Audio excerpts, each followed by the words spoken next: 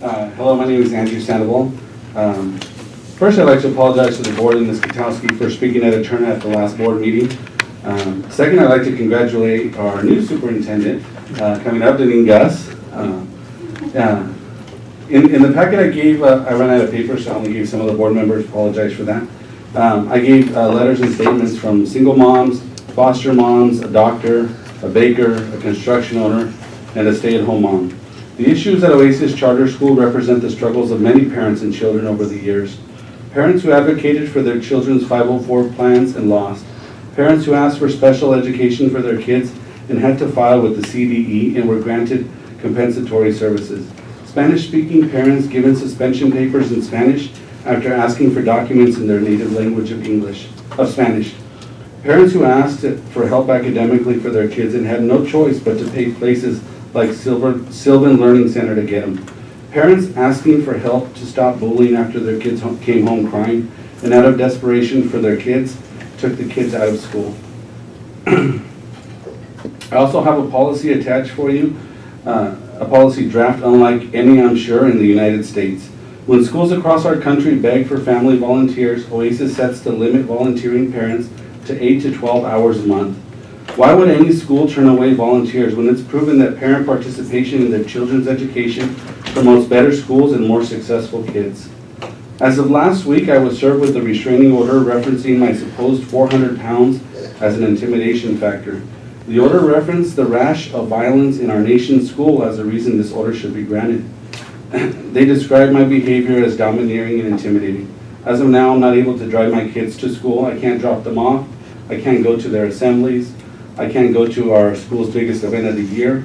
Now, I'm a big guy, of course, not quite 400 pounds, which I'm working on. I coach kids' sports team, help out at church. I miss reading to the kids in my son's classroom, taking the kids out to play soccer during recess. Through this process for advocating for my kids, I've always focused on what's best for the kids. A huge factor is teacher turnover. As of now, 40% of our teachers either have left or are leaving this year at Oasis. It's time for our teachers to unionize to get fair pay and benefits they deserve. Together with teachers, families, and community, Oasis can be the school that was promised in the charter document. Thank you for your time. Thank you. Hi, Wes White, Salinas resident. Over the past few months, I've noticed some district issues. Even a few years ago, I've been a part of this thing called Building a Better Board, which you may or may not have heard of, but that was a parent-led teacher collaboration effort to just improve a board, you know, and have all the money, or at least most of the money, go toward the kids, which is where it's supposed to go. And a major issue of that was actually videoing board meetings.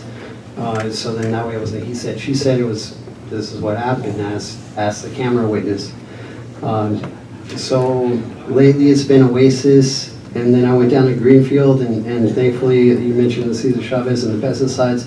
Thankfully down there, we did a unanimous push for chlorpyrifos to be a resolution for asking at least a quarter-mile buffer, I believe. And you know, for anyone who sprays within schools, which needs to be throughout, and I hope you can perpetuate this throughout the rest of the county's districts as well. Honestly, that's why I'm coming here, is for your leadership and guidance for these other districts. So Greenfield passed the chlorpyrifos, but I had an issue just having my camera on the side, and I kind of asserted myself, and I got the police called me, and 6 officers waiting to carry me away because I wanted to have a side angle and see people's faces instead of the back of their head. I've never had an issue at any other board meeting, so there's that, you know. And she left her microphone off too, and I'm in the back of the room, I can't hardly hear, and it seems like it seems almost a common practice. Some people do that, they leave their microphone off, and honestly, the microphone is it's only voice recorded down in Greenfield. So, and then I went to Gonzales just a couple days ago, and it seems like, you know, in NPC, all these boards, we're so concerned with administration and legality, we forget about the teachers, or we just blow them off. We use it as a negotiation bargaining chip.